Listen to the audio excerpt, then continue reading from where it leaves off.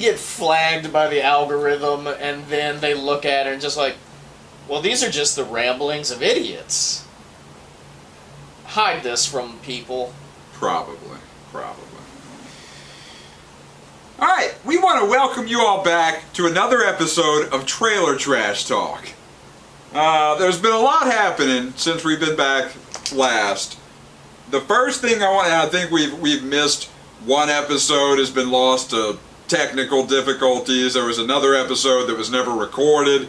The episode we lost due to technical difficulties was perhaps one of the finest that's ever come out of the 3T Entertainment Studios. And due to our unfortunate lack of funding, come on guys, help us out here. Subpar equipment, this glory will not be available to you, sadly.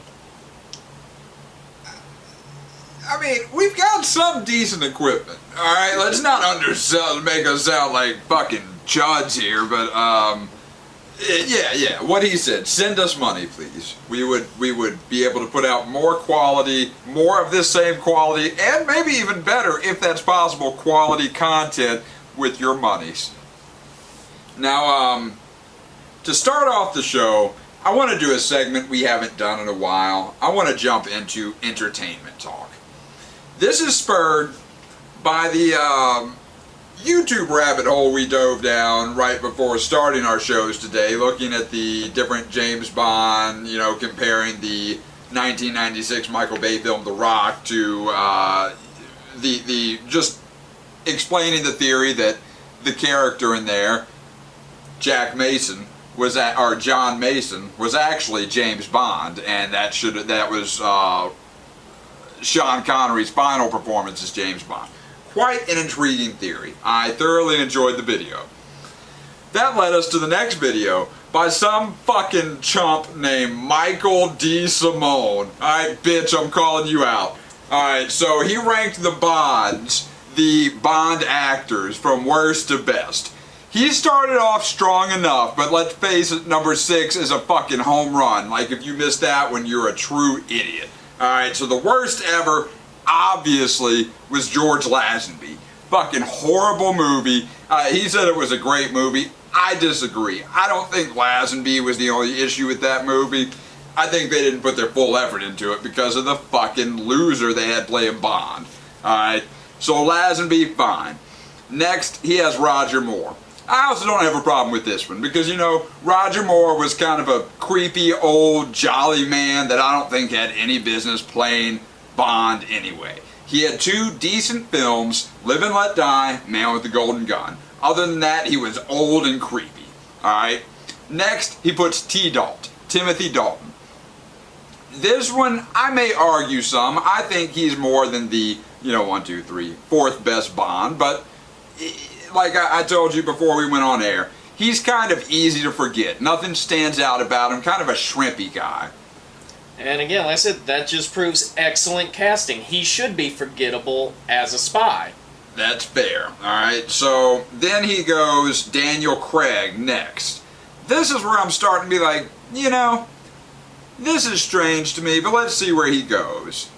He comes in, his 2nd best Bond of all time, and this as well seemed as much of a home run for at least what number 1 should have been as number 6. But he comes in at number 2 with none other than Sir Sean Connery. Are you fucking kidding me? Dude, this is where you lose all fucking credibility, Michael D. Simone. This is also the point where Stank obviously lost his mind in the video. This is the point where you lose all credibility whenever you try and argue that Pierce Brosnan was a better representation of Ian Fleming's James Bond than fucking Sir Sean Connery, alright? He was James Bond. He was James Bond. Pierce Brosnan's James Bond was fucking hokey. Like he said, it was almost a mesh of Roger Moore and Timothy Dalton. Alright, so meshing a shrimpy dude with a old pile of shit, I'm sorry to the late Sir Roger Moore. I don't mean that personally. You just weren't good for Bond. So meshing those two together does not give you the best ever. I'm sorry. I'm sorry. This dude is a fucking idiot, alright? Michael D. Simone, you got an issue with that, you can respond, or we can do one of these YouTube boxing matches, bitch, come on. Alright. Next in entertainment, there is a new movie coming out I want to see. There's a new Paw Patrol movie coming out in theaters at some point this summer. Saw it when took the kids to see a movie. It looks pretty fucking dope. Looks like they spent a lot of money on the production. Looks a lot better than your average episode does, so I'm pretty excited about it. What movie did you bring up earlier that you were super excited for? Alright, and on to grown-up films. Dune, upcoming. Jason Momoa is apparently super pumped about it. It doesn't just seem like he's blowing himself. He seems like he's excited about the movie itself. We've also got, and this is where he's going to fall off, I'm excited for the new Batman movie. I think it looks like it's going to be fairly interesting. This is the Batman with the sparkly boy playing Batman. Is that what you're talking about? Dude, everybody has roles they're not proud of. He did that role several times, and I don't care if you're proud of it or not, you can't run from it, that's what the fuck you are. Just like Drake is not some hard rapper, he's a little weird wheelchair-bound boy from Degrassi. Like, you can't escape the past. Yeah. Since I also agree that you were on a child soap opera. You can't forget that. That happened. Yep. And moving on from that, dude, fine. I mean, Arnold Schwarzenegger was a male model. We still love him and consider him a badass. Look at his start. That's not... He was a male model because of the size of his fucking muscles. We knew he could tear our asses apart then. Like, and there's no comparison there. No comparison. Alright, so Justin's excited about the Dune movie. Sadly, I hate to admit, I am a fan of that particular sect of nerdness too. I liked the first Dune book. It's one of the few books I've read in the last 2 decades I was not forced to read for school. So I may pirate it and give it a shot. So next, did not mean to tap you on the leg.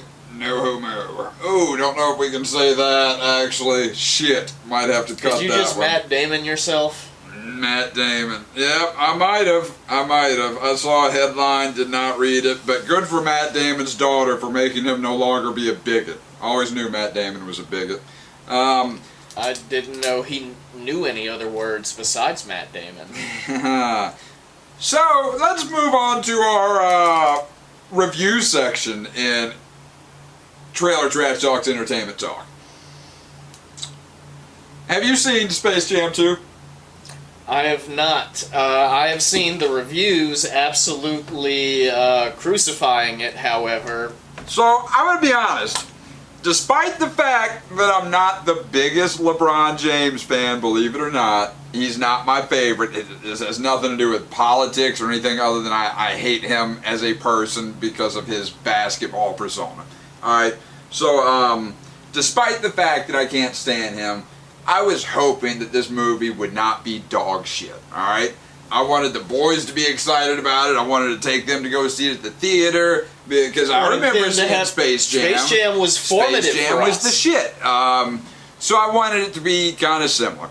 Well, after the first 12 minutes of the movie is a just pure unadulterated slob on LeBron's knob fest, I was about ready to turn it off, alright? But finally we make it through the seemingly 12-minute long intro song, which is full of like just all of the accolades and almost detailing every single year of LeBron's career up to this point through a picture show. We get through all that shit and the movie finally starts. And then you see how fucking bad of an actor LeBron James is. Like, seriously, I only watched a total of like 40 minutes of the movie, couldn't stomach anymore. I've been meaning to give it another look to try and finish it.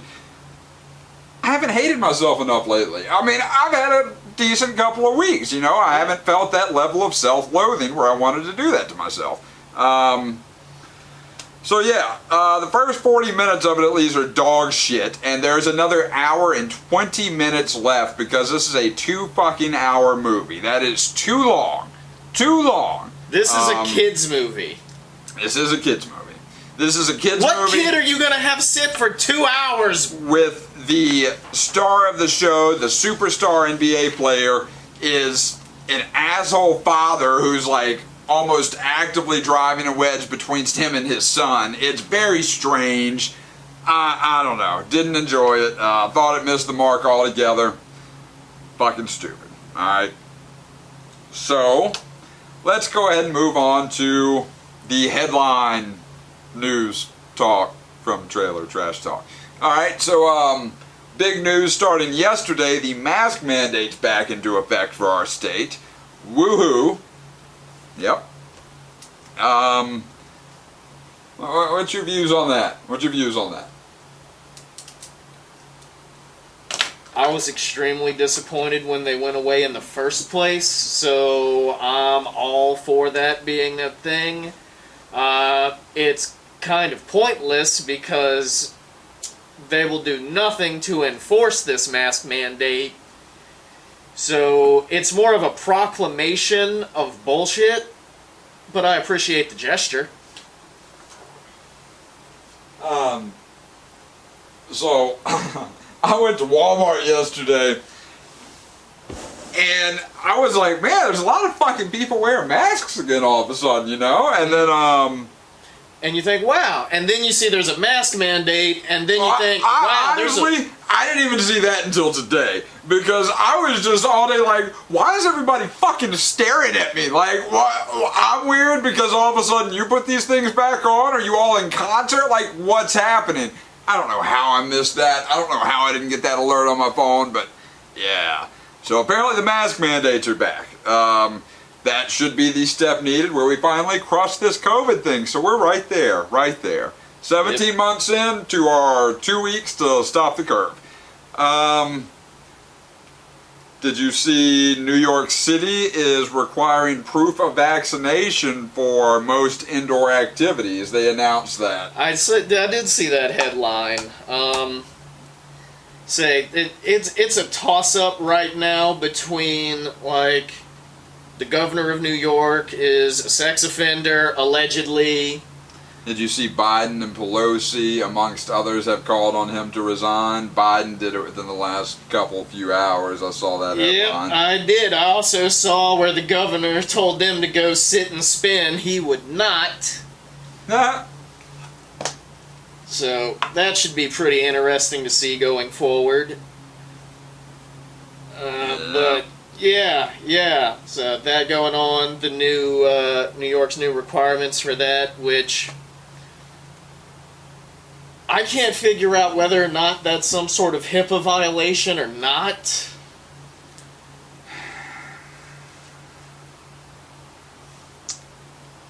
I'm not saying I care either way, just if we want to be technical about it. It might be. I'm a little surprised that they're doing this before it gains the FDA approval, which, if we're being honest, seems like it's more of a sham than you would normally have on it, because I just don't know how you can have a decent idea of the long-term effects of something when you've studied it for approximately 11-12 months, you know? But it's supposedly going to receive full FDA approval within the coming, months. But I'm just shocked that you had somebody instituting this type of law before that actually happened. Seems like that might leave them open to potential lawsuits or something of the nature, at least until and maybe that's their thought, is that, well, by the time any of this actually worked its way through the court, it'll have received FDA approval. True. But yeah, it's crazy. That's crazy. Right. Would have thought it might have been like San Francisco or Portland first. But that could also be de Blasio trying to throw fucking focus away from, what did that report say, at least 11 credible Blasio or instances. Como? Cuomo, yeah, my bad, de Blasio. I'm sure you're a real fun guy. But yeah, Cuomo, that piece of shit. Yep, something like that. Yeah, including kissing, touching, unwanted groping. And if we would have been working in the New York City mayor's office, we might be getting a nice payout right now. Right? Damn. Missed our shot. Yeah. There'll be another one. Right, there always is. I mean, we could always convert to Catholicism. I think we might be a little too old to, not to convert, but to be, used that way. These dudes seem to like them all prepubescent and shit. Not all Catholics are bad, just the ones that diddle children. Okay, I just want to get that. I don't want to get an anti-Catholic label here. Alright? So, in other local news, up to a half ounce is now decriminalized, but also not decriminalized according to Bell Edwards, but you're not going to face any criminal penalty other than a up to $100 fine. Yeah. If they catch you with a half ounce or less, you give them $100 and they take your pot. To be safe, I'd probably still cut that out about 13 grams, just because you do have some dickheads around here. And you might be noticing whenever they're charging you for a, felony or they might charge you with having 15 grams, charge you with intent to distribute, which would be a felony, and say, like 2 or more of those grams of weed looks kind of brown. That doesn't look like the rest of the shit I have in that bag, and who's to...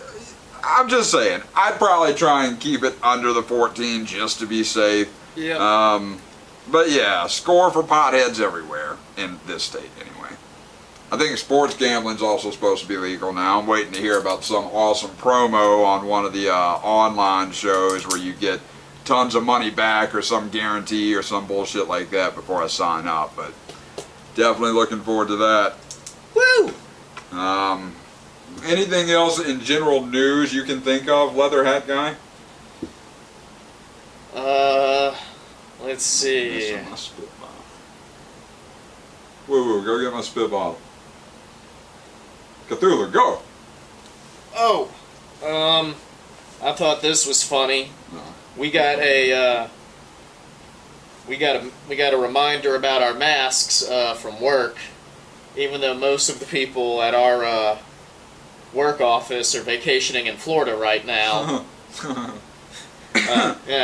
Wear your masks.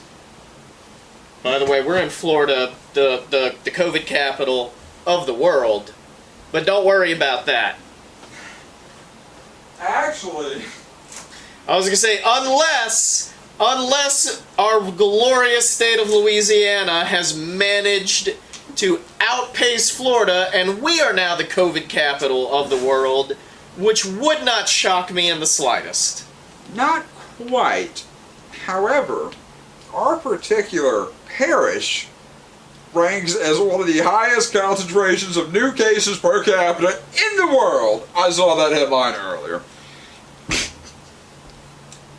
That doesn't shock me, actually. Did I tell you that like an entire branch of my family was stricken with the COVID? Yep, I know how that goes. Yep. Oh, yep. Like goddamn dominoes, man. Alright. And they all act shocked. I'm just like, maybe y'all should have washed your hands more and not gone to church. So let's jump into Trailer Trash Talk's sports talk real quick. A couple things we want to hit on. One, national is Carson Wentz. Not sure if you know who that is. This is Mr. Fantasy Football right here. He walks around with a shirt sometimes that says Fantasy Football Legend. This is the guy that just got presented the Shit Bowl trophy a little bit earlier. Sorry, these digs are going to come all season. I'm really going to enjoy this. So to chime in, Carson Wentz is a quarterback. He plays football, and I do wear that shirt. In my defense, you can be legendarily bad at something. I'm going to chime back in. What team does Carson Wentz play for? Let's see. Well, one, yeah, I don't know. But You know what? I'll give you this. His team or his former team. He's only now been on 2 teams in his entire NFL career. Give me one of those 2. Eagles? Shocking. Shocking. All right. Knew it. Shocking. Right. I would hope so. I would hope so. But anyway, so Carson Wentz, Colts quarterback Carson Wentz, had some freak foot injury happen in training camp the other day and is going to be out from between 5 to 12 weeks, which is a huge blow because they could potentially be a hell of a team this season. Carson Wentz could have been a sneaky good pickup, but now the early end of that timetable has him coming back in 5 weeks, which would be towards the end of training camp.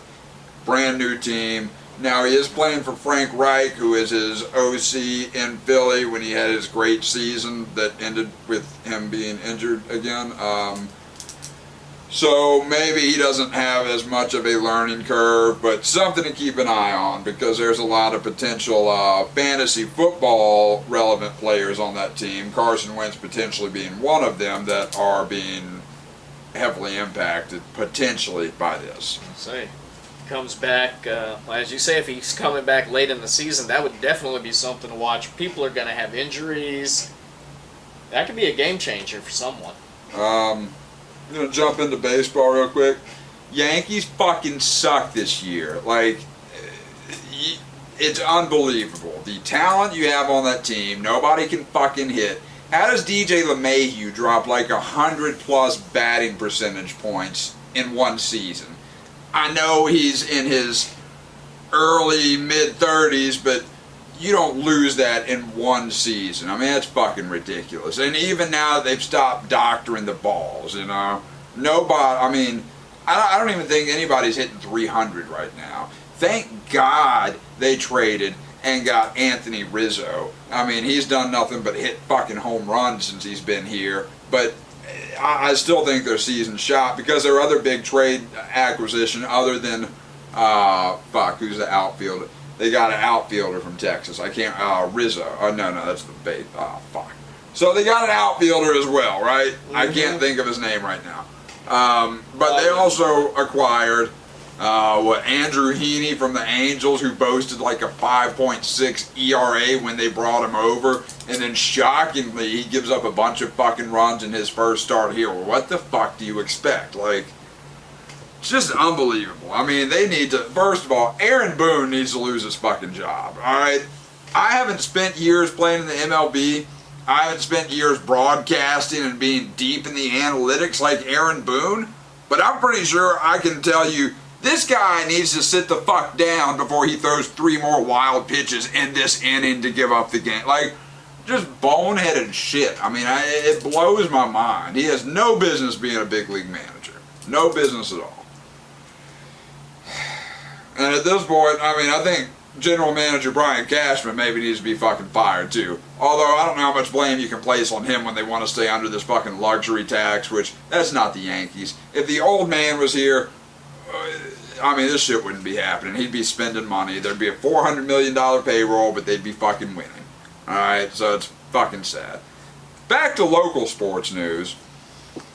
Pelicans fucking suck, alright? Like, it's unbelievable, alright? You get gifted they hit on 3 generational players in their draft picks over the last couple of decades, in Chris Paul, Anthony Davis, and now Zion Williamson. And now we're well on our way to fucking it up a 3rd time in a row. I thought for a long time, you know what, the problem's Dell Demps and the management. The fact that your fucking Saints people, who honestly are shit at their job as well, but have been lucky having Drew Brees for years that covered up a lot of their flaws. Let's get ready for this season. That's going to be the next topic. But I thought it was maybe the fact we had football people running basketball operations. Well, they made a big deal about acquiring David Griffin to be the GM. Griff has sucked ass. I mean, this motherfucker here. So, not only do we let Lonzo Ball walk, and Lonzo Ball, while he's not the 2nd overall pick that he was hyped to be, he doesn't have that level of talent. I think he was like a 15, 6, and 5 guy last year. He can pass the ball great. I mean, but instead, we pull him off the floor or just give ball handling duties to Zion. which is fine, except Lonzo Ball is great at... And then on top of that, alright, so we let Lonzo walk, which is fucking stupid.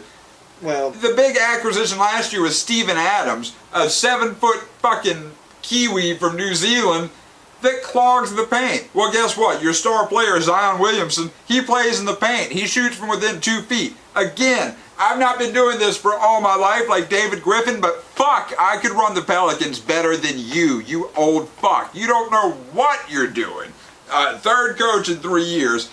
My money says had we left Alvin Gentry there and actually given him a season with Zion and not restricted him so great, we would have been better last year. We would have at least made the playoffs. I mean, and this guy's a joke. Apparently he's just a yes man, because one report said that one of the conditions to David Griffin hiring the new coach was that David Griffin wanted input into lineup decisions, because he wants Kira Lewis and the other guy with like the long name, the 2 young guards playing as the starting guards. That's why we let Lonzo walk, and I'm glad we got rid of Bledsoe. He's fucking garbage, but just none of it makes sense, dude. We're going to end up, the Pels are going to be in San Antonio within 4 years. I mean, they're not going to be called the Pels anymore, but I almost wonder if that's what his job is to intentionally sabotage this under the guise of building a team. Let's be honest, the only success David Griffin had was when he had LeBron James. And as much as I hate the dude, that goes a long way to making you successful, having him as part of your organization. I mean, this would not be the first basketball team, our state has lost. There is a precedent for that. I don't want it to happen. I don't even really care about basketball, but...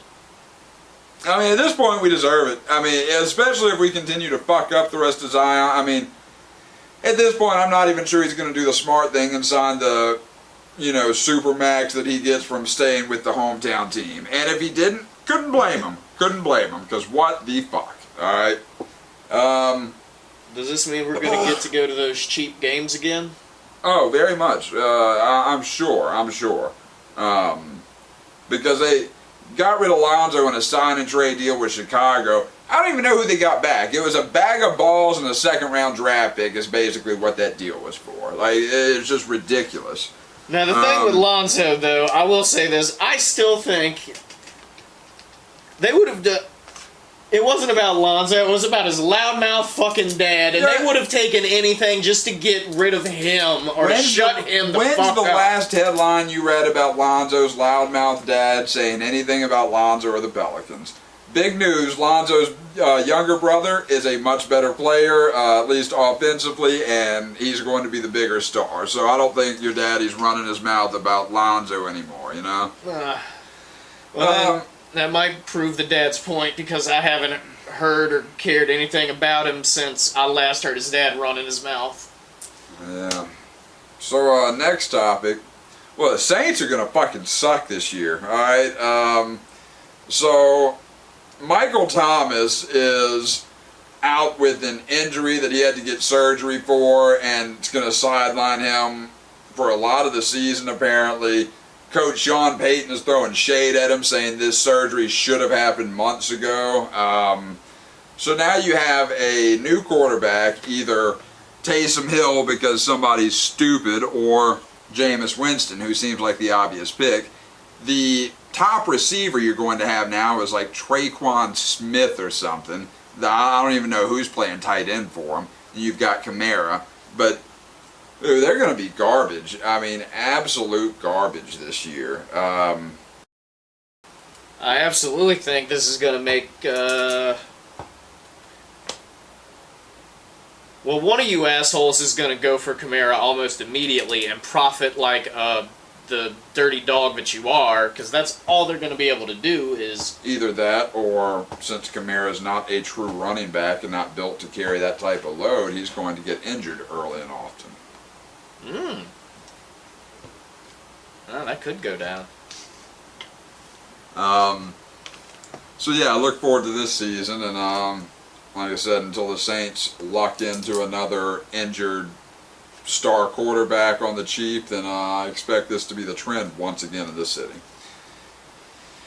Anyway, Two more sports topics to jump on. The NFL COVID rules. We touched on this on the Lost episode, but you've had quite a few NFL players come out against it, notably DeAndre Hopkins, Jalen Ramsey. DeAndre Hopkins went as far as to question his future in the NFL if these rules did in fact continue.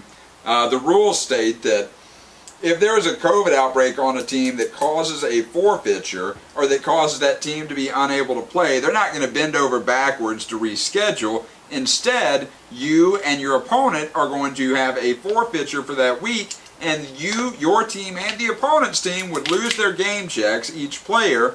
And on top of that, one of the teams or both, or somehow the stadium fees and all this other shit has to come out of somebody's pocket as well.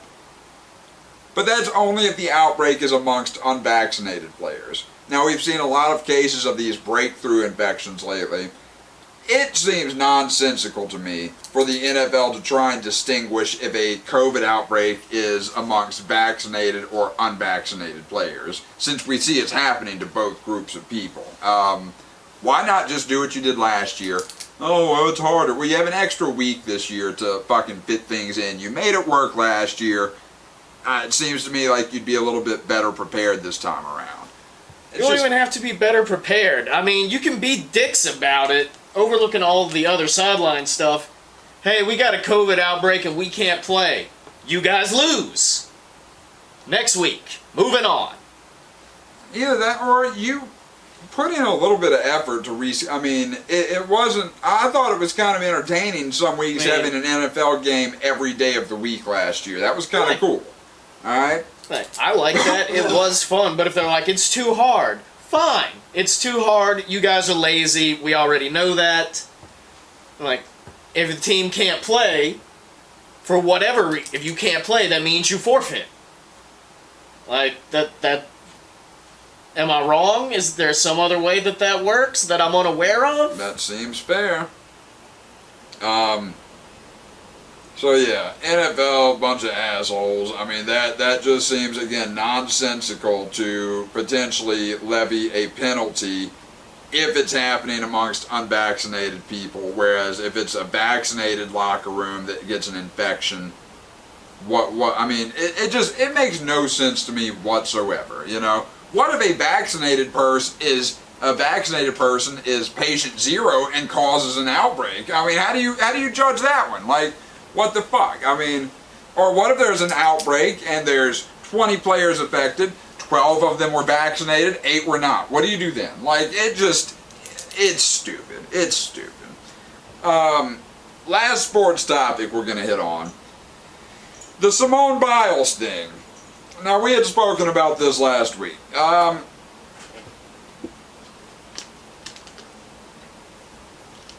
So she started out, she performed badly. She withdrew from the next several performances, including the rest of that one, citing mental health issues.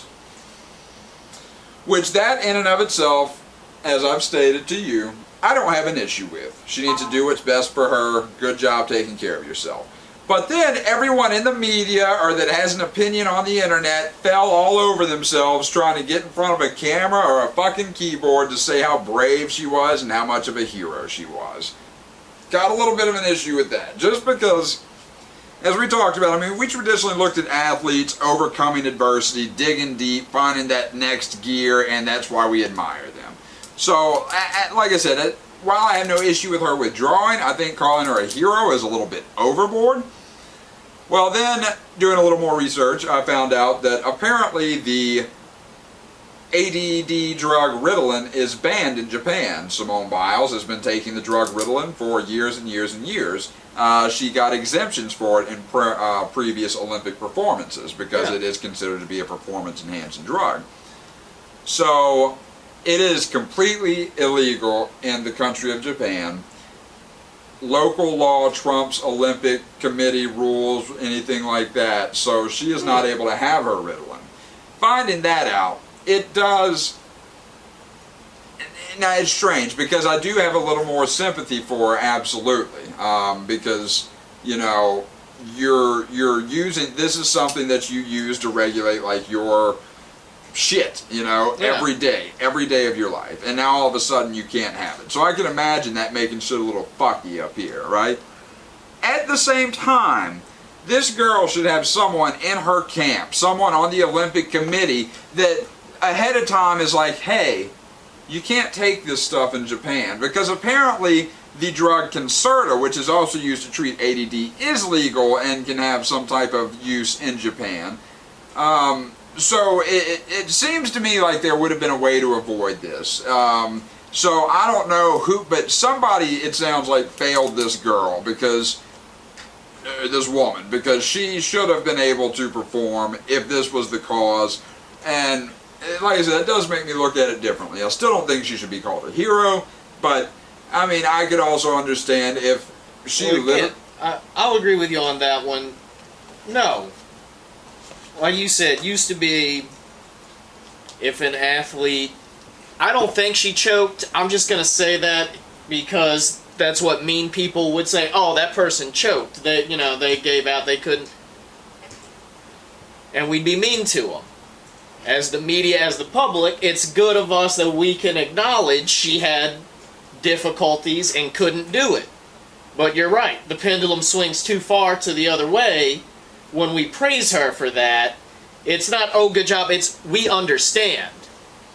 That's where it should have ended, I think, but... All I want to say, my final thought on it is a stark difference when you look at how they have treated Simone Biles versus the treatment that Paul George got when he was in the NBA bubble last year, admitted to having some mental health issues because he wasn't, you know, this isn't something he had prepared for 4 or 5 years now for. You know, he was abruptly told, well, you're going to be in this bubble, away from your family, away from everybody, you know. Yeah.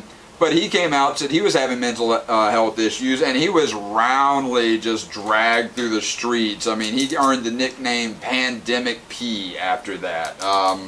So it's just a stark difference in the way people have responded to Paul George less than a year ago versus Simone Biles now. Because Paul George was still ridiculed all the way through this previous season. So it's not like our society has had some awakening and said, oh, this shouldn't be treated like that. It makes me wonder if it's because she's a female, which, again, that seems fucked up. You're supposed to treat women the same. So no, if you're going to criticize Paul George, then have the courtesy, have the respect, be woke enough to treat the lady the same way, you know? Fucking pull it together. Or maybe we shouldn't be so harsh on Paul George or athletes in general. I don't prescribe to that theory. I would prefer if we were able to be critical as always. I think that's very fun to criticize people.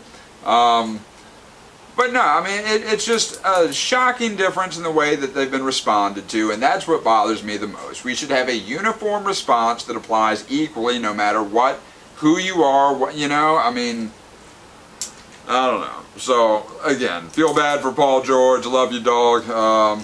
Looking at getting some of them PG5s. They look pretty sweet. Yeah, I mean, like I said, I don't know. Feel bad for him. Feel bad for Simone Biles for her situation. I feel like somebody should have prepared her for it. Somebody failed her, you know?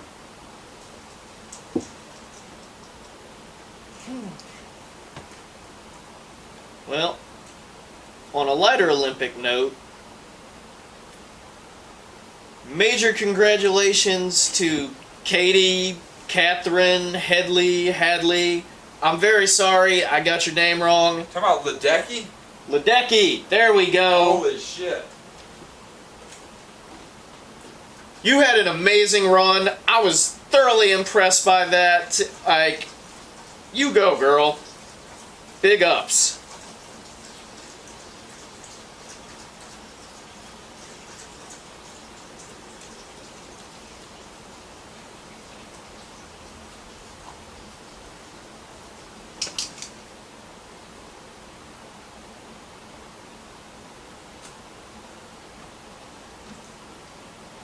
Yeah, congratulations to Katie Ledecky and all of those great Olympians. I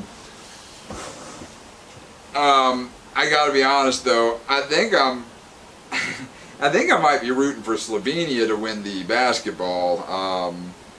Just because I think I like, when we're talking about individually, I think I like Luka Doncic better than any other player that's playing right now in the Olympics. Which I didn't like him initially, but he's kind of growing on me.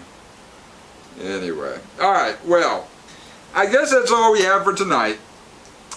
We thank you again for tuning in to us. We sincerely appreciate your views.